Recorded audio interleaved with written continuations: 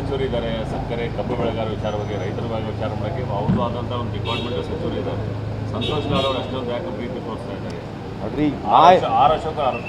R ಅಶೋಕರು ಅಣ್ಣವ್ರು ಏನು ಮಾತಾಡ್ತಾರೆ ಅಂತ ಗೊತ್ತಿಲ್ಲ. ನಾವು ಹೇಳ್ತಕ್ಕಂಥದ್ದು ಅದೇ ಹೇಳ್ತೀವಲ್ಲ, ಬಿ ಜೆ ಪಿಯವರು ಚರ್ಚೆ ಮಾಡೋಕ್ಕೆ ಎಥನಾಲ್ ಪಾಲಿಸಿ ಬಗ್ಗೆ ಫಸ್ಟ್ ಮಾತಾಡಬೇಕು. ಈ ದೇಶದ ಎಥನಾಲ್ ಪಾಲಿಸಿ ಯಾವಾಗ ಪ್ರಾರಂಭ ಆಯಿತು, ಯಾರಕ್ಕೋಸ್ಕರ ಪ್ರಾರಂಭ ಆಯಿತು, ಯಾತಕ್ಕೋಸ್ಕರ ಪ್ರಾರಂಭ ಆಯಿತು?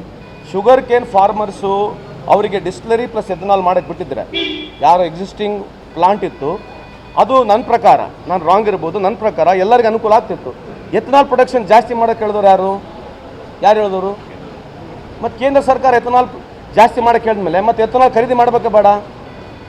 ಮತ್ತು ಕೋಟಾ ನೀವೇ ಕಮ್ಮಿ ಕೊಡ್ತಾ ಇದ್ದೀರಿ? ಕೋಟಾ ಫಿಕ್ಸ್ ಮಾಡೋರು ನೀವೇ, ಎಥನಾಲ್ ಪ್ರೊಡಕ್ಷನ್ ಮಾಡೋದು ಹೇಳಿದ್ರು. ಈಗ ಎಥನಾಲ್ ಪ್ರೊಡಕ್ಷನ್ ಅವ್ಯವಸ್ಥೆ ಆಗಿದ್ದಕ್ಕೆ 5% ಯೂಸ್ ಮಾಡ್ತೀವಿ, 10% ಯೂಸ್ ಮಾಡ್ತೀವಿ ಅಂತ ಹೇಳಿದ್ದವ್ರು ಇವರೇ.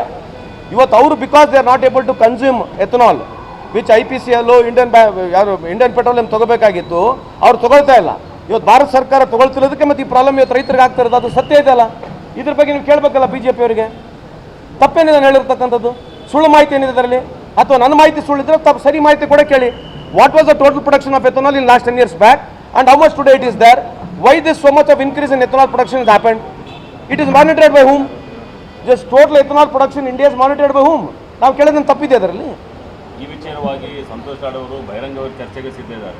ಅದ್ರಿ ಅಸೆಂಬ್ಲಿಲಿ ಹೇಳ್ಬಿಟ್ರೆ ಆಯ್ತಲ್ಲ, ಈಗ ಎಥನಾಲ್ ಪ್ರೊಡಕ್ಷನ್ ಏನಿದೆ ಅಂತ ಹೇಳಿ ಅಲ್ಲಿ ತಂದ್ಬಿಟ್ಟು ಯಾರು ಹೇಳ್ಬಿಟ್ರೆ ಆಯ್ತಲ್ಲ. I am not an expert, neither I am the ministry, but whatever I am asking a question, like you have got right to ask question, like I have also got right to ask question. ನಾನು ಕೇಳಿದ ಪ್ರಶ್ನೆ ತಪ್ಪಲ್ಲೇನಿದೆ? ನಂದು ತಪ್ಪಿದ್ರೆ ಮಾಹಿತಿ ಕೊಡ್ಬೇಕಲ್ಲ ಸಾರ್ವಜನಿಕರಲ್ಲಿ. ಈಗ ಅವ್ರು ಸರಿ ಇದ್ರೆ ಮಾಹಿತಿ ಕೊಡಲಿಲ್ಲ. ಎಥನಾಲ್ ಸಿಸ್ಟಮ್ನ, ಎಥನಾಲ್ ಟೋಟಲ್ ಪ್ರೊಡಕ್ಷನ್ನ ಪ್ರಾರಂಭ ಮಾಡಿದವರು ಯಾರು, ಇದು ಗೈಡ್ಲೈನ್ಸ್ ಮಾಡೋರು ಯಾರು ಅಂತಕ್ಕಂಥದ್ದು ಪ್ರಶ್ನೆ ಇದೆ. ಅದ್ರ ಬಗ್ಗೆ ಮಾಹಿತಿ ಕೊಡಂಗಿಲ್ಲ. ಬರೇ ಶುಗರ್ ಕೇನ್ ಹೇಳಿದ್ರೆ ಶುಗರ್ ಕೇನ್ ಫಾರ್ಮರ್ಸ್ ಇವತ್ತು ತೊಂದರೆಗಿರೋದು ಇದು indirectly related to ethanol only. ಕೇಂದ್ರ ಸರ್ಕಾರದಿಂದ ತೊಂದರೆ ಇಲ್ಲ. ಡೌಟ್ ಐತೇನ್ರಿ ನಿಮಗೆ? ಡೌಟ್ ಇಟ್ಕೋಬೇಡ್ರಿ. ಯಾಕಂದ್ರೆ ಕೇಂದ್ರ ಸರ್ಕಾರ ₹1 ರೊಕ್ಕ ಕೊಡೋಂಗಿಲ್ಲ.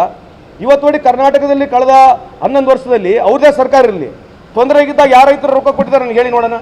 ರೈತರ ಸಾಲ ಏನೇನೋ ಮನ್ನಾ ಮಾಡಿದ್ದಾರಾ? ಕೇಂದ್ರದಲ್ಲಿ ನಾವಿದ್ದಾಗ 73,000 ಕೋಟಿ ಸಾಲ ಮನ್ನಾ ಮಾಡಿದ್ವಿ. ಸಿದ್ದರಾಮಯ್ಯವರು ಇಲ್ಲಿದ್ದಾಗ ಸುಮಾರು 8,500 ಕೋಟಿ ಸಾಲ ಮನ್ನಾ ಮಾಡಿದ್ವಿ. ಎಲ್ಲರಿಗಿಂತ ಹೆಚ್ಚಾಗಿ ಇವತ್ತು ಕೇಂದ್ರದಲ್ಲಿ ಇರ್ತಕ್ಕಂಥ BJP ಸರ್ಕಾರ 16.5 ಲಕ್ಷ ಕೋಟಿ ಉದ್ಯಮಿದಾರ ಸಾಲ ಮನ್ನಾ ಮಾಡಿದೆ. 5% ಕಾರ್ಪೊರೇಟ್ ಟ್ಯಾಕ್ಸ್ ಕಮ್ಮಿ ಮಾಡಿದೆ. 5% ಕಾರ್ಪೊರೇಟ್ ಟ್ಯಾಕ್ಸ್ ಕಮ್ಮಿ ಮಾಡಿದ್ರೆ ಸುಮಾರು 11 ಲಕ್ಷ ಕೋಟಿ ನಷ್ಟ ಇದೆ ಈ ದೇಶಕ್ಕೆ. ಇದ್ರ ಬಗ್ಗೆ ಯಾರು ಚರ್ಚೆ ಮಾಡಂಗಿಲ್ಲಲ್ವಾ? ಕೇಳಿ ನೋಡಿ, ನಾನು ಹೇಳಿ ಸರಿ ಇದೆ ತಪ್ಪಿದೆ ಕೇಳಿ ನೋಡಿ.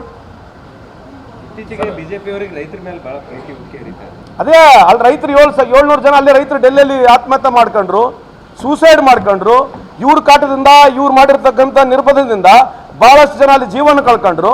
ಇವತ್ತು ರೈತರ ಬಗ್ಗೆ ಪ್ರೀತಿ ತೋರಿಸಿರ್ತಕ್ಕಂಥ ನೀವು ಕೇಳಿ, ಯಾಕೆ ರೈತರ ಸಾಲ ಯಾಕೆ ಮನ್ನಾ ಮಾಡಬಾರ್ದು ಕೇಳ್ರಲ್ಲ.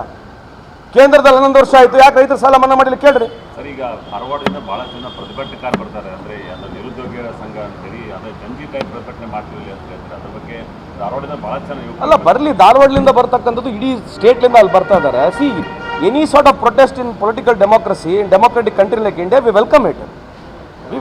ಅದಕ್ಕೇನಿದೆ ಸರ್? ಈಗ ಧಾರವಾಡ ಬೆಳಗಾವಿ ರೈಲಿಗೆ ನೀವು ಭೂಮಿಯನ್ನು ತೆಗೆದುಕೊಡ್ತಾ ಇಲ್ಲ ಅನ್ನುವಂಥದ್ದನ್ನ ಸೋಮಣ್ಣ ಅವರು ಮತ್ತೆ ಆರೋಪ ಮಾಡಿ. ಇಲ್ಲ, ಸೋಮಣ್ಣ ಅವರಿಗೆ ನನಗೆ ಬಗ್ಗೆ ಭಾಳ ಗೌರವ ಇದೆ. I respect him till today also. ಅದ್ರಾಗ ಏನು ಡೌಟೇ ಇಲ್ಲ. ಅವ್ರ ಆತಂಕ ನಮ್ಮ ಆತಂಕ ಏನು ಭಾಳ ವ್ಯತ್ಯಾಸ ಇಲ್ಲ. ಅವ್ರಿಗೆ ಗುರ್ತಿದೆ ಕೂಡ ಅಲ್ಲಿ. ಇದು 2018 ಇಸ್ವಿ 19 ಇಸ್ವಿನಲ್ಲಿ ಅವ್ರ ಸರ್ಕಾರ ಇದ್ದಾಗ ಮೊದಲನೇ ಅಲೈನ್ಮೆಂಟ್ನ ಚೇಂಜ್ ಮಾಡಿಬಿಟ್ರು. ಆ ಮಮ್ಮಿಗಟ್ಟಿ ಇರ್ತಕ್ಕಂಥ ಊರೇನಿದೆ, ಆ ಊರು ಎಲ್ಲ ರೈತರು ಪಾಪ ಭೂಮಿ ಎಲ್ಲದಕ್ಕೂ ಕೊಟ್ಟಿದ್ದಾರೆ. ಎಲ್ಲ ಸರ್ಕಾರಗಳು ಬಂದಾಗ ಕೂಡ ಕೊಟ್ಟಿದ್ದಾರೆ. ಹೌದೇನೋ ಮೊದಲನೇ ಅಲೈನ್ಮೆಂಟ್ ಏನಿತ್ತು ಆ ಅಲೈನ್ಮೆಂಟ್ನ ಕೊಡಿ, ಇನ್ನೊಂದು ಚೇಂಜ್ ಅಲೈನ್ಮೆಂಟ್ನ ನಮ್ಮ ಜೊತೆ ರೈಲ್ವೆ ಅವ್ರು ಕುತ್ಕೊಂಡು ಮಾತನಾಡಿ ಒಪ್ಕೊಂಡು ಹೋಗಿದ್ರು. ಈ ಅಲೈನ್ಮೆಂಟ್ ಅವ್ರು ಒಪ್ತಾ ಇಲ್ಲ. ಅವ್ರು ಹೇಳ್ತಕ್ಕಂಥದ್ದು ಹೊಸ ಅಲೈನ್ಮೆಂಟ್ ಮಾಡಿದ್ರೆ 5 ನಿಮಿಷದಿಂದ 10 ನಿಮಿಷ ಲೇಟ್ ಟ್ರೈನ್ ಆಗುತ್ತೆ, ಒಂದು ಸ್ವಲ್ಪ ಎಕ್ಸ್ಪೆಂಡಿಚರ್ ಜಾಸ್ತಿ ಆಗುತ್ತೆ ಅಂತ ಹೇಳ್ತಿದ್ದಾರೆ. ಅದು ಬೇರೆ ಮಾಡಲೇಬೇಕು ಕೇಂದ್ರ ಸರ್ಕಾರ. ಜಗದೀಶ್ ಶೆಟ್ಟರ್ ಅವರು CM ಅವ್ರಿಗೂ ಕೂಡ ಈ ವಿಚಾರದಲ್ಲಿ ಪತ್ರ ಬರೆದಿದ್ದಾರೆ. ಅಲ್ರಿ, ಈ ಪತ್ರ ನನಗೂ ಬರೀ ನಾವೇ ಮಾತಾಡ್ಬೋದು. ಅಲ್ಲೇ ಜಗದೀಶ್ ಶೆಟ್ಟರ್ ಅದೇ ನಮ್ಮೂರೇ ಇದ್ದಾರೆ, ಅಲ್ಲೇ ಅವ್ರು ರೈತರ ಕರ್ಸಿ ಮಾತಾಡಿದ್ರೆ ಆಯ್ತಲ್ಲ. ಜಗದೀಶ್ ಶೆಟ್ಟರ್ ಸಾಹೇಬ್ರೆ ನಮ್ಮ ಜಿಲ್ಲೆಯವರು ಇದ್ದಾರೆ, ಮಾಜಿ ಮುಖ್ಯಮಂತ್ರಿಗಳು ಅವರು. ಆ ಜನರು ಅಲ್ಲೇ ಇದ್ದಾರೆ, ನಮ್ಮ ಮಮ್ಮಿಗಟ್ಟಿ ಜನ ಅವ್ರಿಗೆ ಪರಿಚಯ ಇದ್ದಾರೆ, ಅವ್ರಿಗೆ ಕರ್ಸಿ ಮಾತಾಡಿದ್ರೆ ಆಯ್ತಲ್ಲ. ಅಲ್ಲೇ ಯಾಕೆ ಮಾತಾಡ್ಬಾರ? ಅವ್ರಿಗೆ ಕರ್ಸಿ ಮಾತಾಡಿದ್ರೆ ಏನೈತೆ ಅವ್ರಿಗೆ ಗೊತ್ತಾಗುತ್ತೆ, ಲೆಟ್ರ್ ಬರೋದಿಂದ ಅರ್ಥ ಆಗುತ್ತೆ. ಅದೇ ಊರಿಗೆ ಕೂಡ ಹೋಗ್ಬೋದು. ಜಗದೀಶ್ ಶೆಟ್ಟರ್ ಸಾಹೇಬ್ರು ಅದೇ ಊರಿಗೆ ಕೂಡ ಹೋಗ್ಬೋದು. ನನಗೆ ತಂದಿದ್ದಕ್ಕೆ ಏನು ತೊಂದರೆ ಇಲ್ಲ. ನನ್ನ ರಿಕ್ವೆಸ್ಟ್, ಸೋಮಣ್ಣ ಸಾಹೇಬ್ರು ಹೇಳಿರ್ತಕ್ಕಂಥದ್ದು ನಿಜ ಇದೆ. ನನ್ನ ಕೌಂಟರ್ ಮಾಡಿರ್ತಕ್ಕಂಥದ್ದಲ್ಲ. ಅವ್ರು ಏನು ಹೇಳ್ತಿದ್ದಾರೆ, ನಾನು ಜಾಸ್ತಿ ಇಚ್ಛಾಶಕ್ತಿ ತೋರಿಸ್ತಾ ಇಲ್ಲ ಅಂತಕ್ಕಂಥ ಮಾತು ಹೇಳಿರ್ತಕ್ಕಂಥದ್ದು. ನನ್ನ ಇಚ್ಛಾಶಕ್ತಿ ಇರ್ತಕ್ಕಂಥದ್ದು ರೈತರ ಪರವಾಗಿದೆ. ನಾನು ರೈತರಿಗೆ ಫೋರ್ಸ್ ಮಾಡೋಕ್ಕೆ ಬರಲ್ಲ, ಅಥವಾ ರೈತರು ಕೊಡಬೇಡ ಅಂತಲೇ ಹೇಳಕ್ಕೆ ಬರಲ್ಲ. ನಾವು ರಿಕ್ವೆಸ್ಟ್ ಮಾಡ್ಕೊಂಡಾಗ ರೈತರು ನಾವು ಕೊಡಲ್ಲ ಅಂತ ಹೇಳಿದ್ಮೇಲೆ ನಾನು ಇದ್ದಿದ್ದು ವಾಸ್ತವಾಂಶ ಹೇಳಿದ್ದೀನಿ. ಇನ್ನೂ ಬಿಟ್ಟರೆ ನಾನು ರೈತರ ಪರನಿಲ್ಲ, ವಿರೋಧನಿಲ್ಲ. ಪರ ಹಾಕಿದೀವಿ ಅಂತಂದರೆ ವಿಶೇಷವಾಗಿ ಅವರಿಗೆ ಲ್ಯಾಂಡ್ ಕೊಡೋಕ್ಕೆ ಇಂಟ್ರೆಸ್ಟ್ ಇಲ್ಲ. ಸೊ ಅಷ್ಟಕ್ಕೆ I have to stand by them. If they ಅವ್ರದ್ದೇನು ಡಿಸಿಷನ್ ಇದೆ ಆ ಡಿಸಿಷನ್ ಪರವಾಗಿದೆ ನನ್ನ ಹೊರತು I am not forcing anybody to give the land.